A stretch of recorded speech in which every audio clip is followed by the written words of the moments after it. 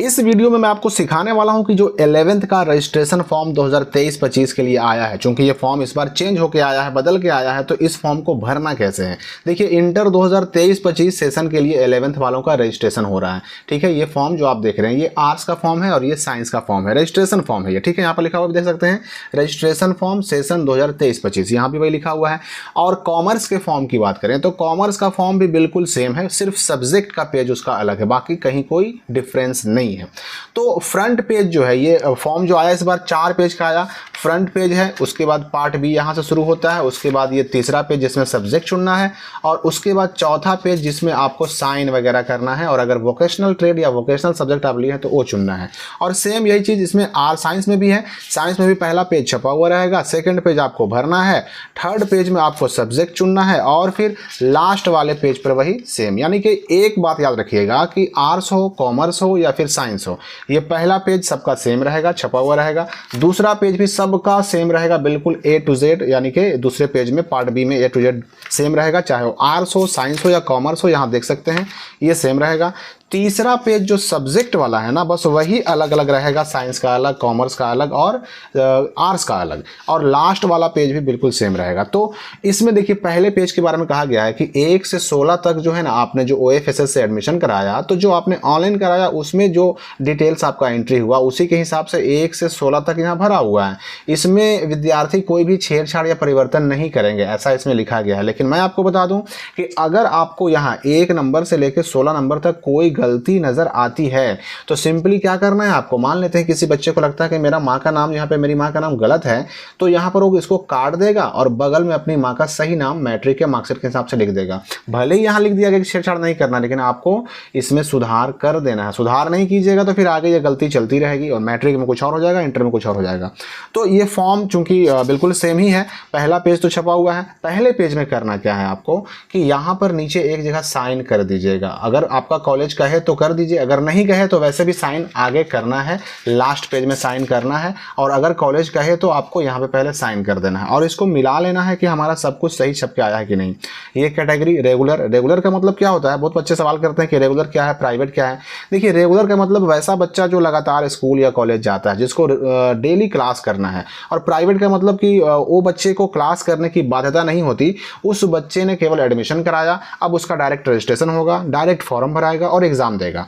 यानी ऐसा बच्चा जो है उसका मार्कशीट आता है जब छप करके, तो उसमें भी प्राइवेट ही लिखा रहता है और ये स्पष्ट रहता है कि इस बच्चे ने क्लास नहीं किया, बस बाहर बाहर रह करके और इसने एग्जाम दिया है। रेगुलर को हम अगर हिंदी में देखें तो नियमित छात्र कहते हैं, और प्राइवेट को हम अगर हिंदी में देखें तो उसको स्वतंत्र छात्र कहते हैं। उसको स्कूल कॉलेज जाने की जरूरत नहीं होती है, लेकिन उसका जो मार्कशीट होता है उसकी वैल्यू थोड़ी सी कम हो जाती है। तो ये पहला आपको पेज देख लेना है, सब मिला लेना है। यहाँ पर नाम, पिता का नाम, माता का नाम, डेट ऑफ बर्थ, फिर मैट्रिक वाला यहाँ रोल कोड है, मैट्रिक वाला रोल नंबर है, फिर कैटेगरी अपना देख लेना है, यहाँ पर कैटेगरी देख लेना है, जेंडर देख लेना है, रिलीजन देख लेना है। अगर कुछ इसमें भरा हुआ नहीं है, कुछ छपा हुआ नहीं, जैसे मान लो कि यहाँ पर कास्ट कैटेगरी छपा हुआ नहीं है, तो यहाँ पर अपना कास्ट कैटेगरी लिख देना है, BC1 है, 2 है, जनरल है, SC है, ST है, जो भी है लिख देना है अगर भरा हुआ ना हो तो। या फिर रिलीजन मान लीजिए कि यहाँ पर लिखा हुआ नहीं है, तो हिंदू, मुस्लिम, सिख, ईसाई जो भी है वो धर्म अपना लिख देना है। अगर छपा हुआ है, सब सही है, तो कुछ नहीं करना है। अगर छपा हुआ नहीं है या गलती है तो छपा हुआ ना होने की स्थिति में लिख देना है, और गलती होने की स्थिति में उसको काट करके बगल में सही पेन से लिख देना है।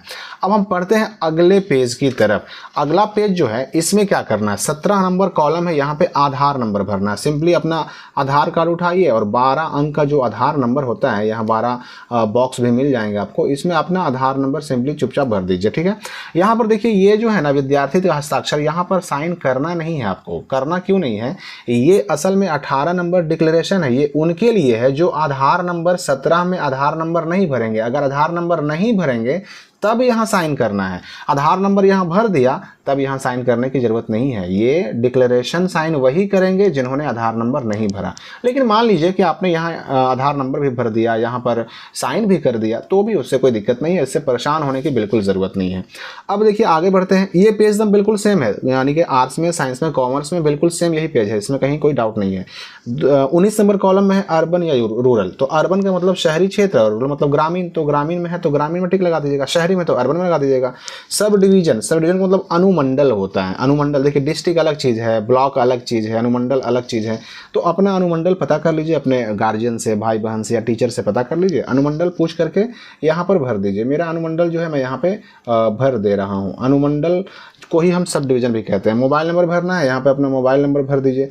ये मोबाइल नंबर भरने के बाद आपको यहाँ पे भरना पड़ेगा ईमेल आईडी। तो ईमेल आईडी आपको ज़रूरी नहीं है कि ये जो OFSS के एडमिशन के टाइम भरे थे वही वाला भरिए, कोई अलग भी भर सकते हैं। मोबाइल नंबर को भी अलग भर सकते हैं, कोई दिक्कत इसमें नहीं है। अब देखिए, स्टूडेंट का नाम हिंदी में है, माँ का नाम हिंदी में है, फादर्स नेम हिंदी में है, तो यहाँ पर ये तीनों चीज़ें हम हिंदी में लिख देंगे। तो ये तीनों नाम, यानी यहाँ पर मैंने स्टूडेंट का नाम लिख दिया, यहाँ पर माँ का नाम हिंदी में, यहाँ पर पिता का नाम हिंदी में। उसके बाद एड्रेस है, तो जो आपका गांव का नाम है, शहर का नाम है, बस उतना लिख दीजिए, काफ़ी है। यहाँ पर इंग्लिश में लिख दीजिए आपका जो भी शहर है, जो भी गांव है, बस एक वर्ड लिख दीजिएगा तो भी कोई प्रॉब्लम नहीं होगी। फिर यहाँ पर 27 में है मैरिटल स्टेटस, शादी हुई कि नहीं हुई। तो यहाँ पर अगर शादी हो गई तो मैरिड, और नहीं हुई तो अनमैरिड में टिक लगाना है। अनमैरिड में टिक लगाइएगा तो यहाँ अनमैरिड लिखना भी पड़ेगा, ये टिक लगा देना है। उसके बाद देखिए, स्टूडेंट बैंक अकाउंट या फिर जो है IFSC कोड या ब्रांच, इसमें स्टार लगा हुआ है, यहाँ भी स्टार, यहाँ भी स्टार, यहाँ भी स्टार लगा हुआ है, और यहाँ लिखा हुआ है कि 28, 29, 30। ये कंपलसरी नहीं है, आप नहीं भी भरे तो चलेगा। तो अकाउंट नंबर नहीं भी भरें, वैसे भी देखिए पैसा जो मिलता है उसके लिए अलग से ऑनलाइन करना पड़ता है प्रोत्साहन राशि के लिए, इसमें भरने से कोई फायदा नहीं है। यहाँ देखिए 2 आइडेंटिफिकेशन मार्क्स ऑफ स्टूडेंट। ये 2 आइडेंटिफिकेशन मार्क्स क्या होता है? आइडेंटिफिकेशन मतलब पहचान का चिन्ह। आपके शरीर में हाथ पर, पैर पर, गला, नाक, मुंह, कहीं पर भी कोई तिल हो, जले का निशान हो, कटे का निशान हो, या फिर जख्म का निशान हो, कोई भी निशान हो, उसको आप यहाँ लिख सकते हैं। तो अगर मान लेते हैं कि इंग्लिश में आपको नहीं आ रहा है ना, तो हिंदी में भी लिख सकते हैं, कोई दिक्कत नहीं उससे। जैसे मान लीजिए कि गले पर तिल है, तो यहाँ लिख देंगे मोल ऑन नेक। मोल मतलब तिल होता है, और ये नेक मतलब गला होता है। अब ये तिल तो है लेकिन गले पे नहीं है, दाहिने हाथ पर है, तो मोल ऑन राइट आर्म हो जाएगा। अगर बाएं हाथ पे है तो मोल ऑन लेफ्ट आर्म हो जाएगा। अगर गाल पर है तो मोल ऑन चिक हो जाएगा। अगर नाक पर है तो मोल ऑन नोज हो जाएगा। अगर माथा पर है तो मोल ऑन फोरहेड हो जाएगा। इसी प्रकार से ये तो मोल हो गया अगर ये तिल है तब, लेकिन अगर जले का निशान है तो मोल की जगह पर बर्न मार्क हो जाएगा। अगर जख्म है तो यहाँ उंड मार्क हो जाएगा। अगर कटे का निशान है तो कट मार्क हो जाएगा, जैसे cut mark on neck, cut mark on cheek, cut mark on nose, cut mark on hand या आर्म, इस तरह से। तो यहाँ पर 2 कम से कम आपको लिख देना है, क्या? अपना पहचान का चिन्ह, आइडेंटिफिकेशन मार्क्स, 2 आइडेंटिफिकेशन मार्क्स यहाँ पे आपको लिख देना। तो यहाँ पर कट मार्क ऑन चिक लिख दिया, इसका मतलब हुआ गाल पर कटे का निशान। अगर जले वगैरह रहेगा तो यहाँ कट नहीं रहेगा, यहाँ बर्न हो जाएगा, BURN, बर्न मार्क ऑन चिक हो जाएगा। फिर देखिए मीडियम है, यानी एग्जाम में किस मीडियम में एग्जाम देंगे, तो हिंदी में देना तो हिंदी, और इंग्लिश में इंटर का एग्जाम देना तो इंग्लिश में टिक लगा दीजिए। दूसरे पेज का काम कंप्लीट हो गया। आगे हम तीसरे पेज में बढ़ेंगे। देखिए तीसरा पेज ये है किसका? आर्ट्स का। और तीसरा पेज हम खोल लेते हैं यहाँ किसका? साइंस का भी खोल लेते हैं, क्योंकि तीसरा पेज देखिए आर्ट्स हो, साइंस हो, कॉमर्स हो, तीसरा पेज सबका अलग अलग है, तो यहाँ इस पर ध्यान देना है आपको। देखिए ये ए बॉक्स देखिए 100 नंबर का, ये 2 सब्जेक्ट में 1 चुनना है। ये बॉक्स देखिए ये भी 100 नंबर का, इनमें से यानी कि जो 12 सब्जेक्ट इनमें से 1 चुनना है। ये बॉक्स 300 नंबर का, इन 10 में से 3 चुनना है। उसी प्रकार यहाँ लैंग्वेज 1 100 नंबर का, कोई 1 चुनना है। लैंग्वेज 2 इनमें से कोई 1 चुनना है। और साइंस में ये 5 सब्जेक्ट हैं, इनमें से कोई 3 चुनना है। नीचे जो एडिशनल देख रहे हैं इसमें कोई 1 चुनना होगा आपको। तो 100 नंबर का यहाँ मान लेते हैं हमको हिंदी लेना है, हिंदी में टिक लगा दिया। फिर इंग्लिश लेना है, इंग्लिश में टिक लगा दिया।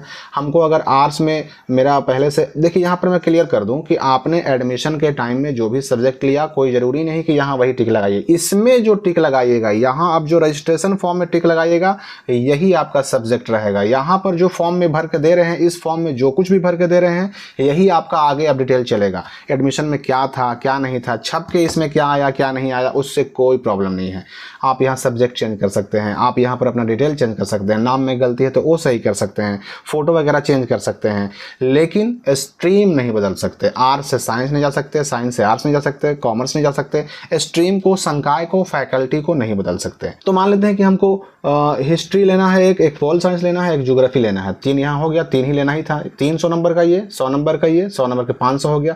अगर 500 के बाद एडिशनल हम एक्स्ट्रा लेना चाहें तो इनमें से कोई 1 टिक लगाना होगा। लेकिन ध्यान रहे, एक्स्ट्रा में अब हिस्ट्री ले चुके हैं, पोल साइंस ले चुके हैं, ज्योग्राफी ले चुके हैं, तो इन तीनों में से कोई हम एक्स्ट्रा में नहीं ले सकते। साइकोलॉजी ले सकते सकते हैं, सोशियोलॉजी ले सकते हैं, उन तीनों को छोड़ करके 500 तो हो गया 500। अब यहाँ देखिए साइंस में देखिए यहाँ पर भी मान लेते हैं कि हमको हिंदी लेना है, इंग्लिश लेना है, 2 लैंग्वेज तो हो गया। मान लेते हैं कि हिंदी हमको लेकर के इंग्लिश नहीं लेना, यहाँ पर उर्दू लेना है, ले सकते हैं, या इंग्लिश लेकर के यहाँ उर्दू ले सकते हैं। तो आपको इसमें से एक लैंग्वेज सब्जेक्ट, इसमें से एक लैंग्वेज सब्जेक्ट लेना है। अब है कि जो बायो से रहेंगे तो यहाँ फिजिक्स, केमिस्ट्री और बायोमेट्रिक लगा देंगे, और जो मैथ से लेना चाहें वो फिजिक्स, केमिस्ट्री और मैथमेटिक लगा देंगे। 3 हो गया ना।